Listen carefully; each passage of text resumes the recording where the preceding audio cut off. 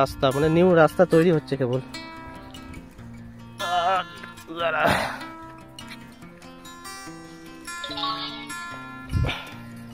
প্রচুর উঁচুতে গিয়েছিলাম, উঁচু থেকে নামছি, কোনো রাস্তা নেই, আমরা ওইভাবেই ছোট ছোট পাথরের ইয়েগুলো আছে ওইগুলোতে পা দিয়ে উঠছিলাম। এখন নেমে যাচ্ছি, নেমে বলতে এখন আবার কাজে চলে যাব।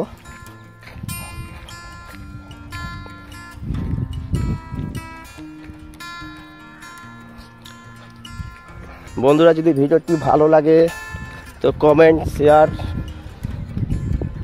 অবশ্যই করবা, আর যদি চ্যানেলে যদি নতুন হয়ে থাকো তো চ্যানেলটিকে সাবস্ক্রাইব করবা। আমার সাথে গিয়েছিল, ওর নাম সন্তোষ।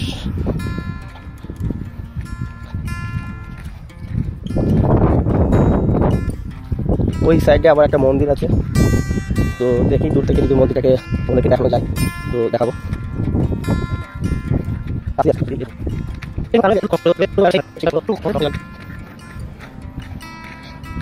দেখি মন্দিরটাকে দেখানো যায় কিনা, নাম জানি না। যে দেখতে পাচ্ছ এই যে হোয়াইট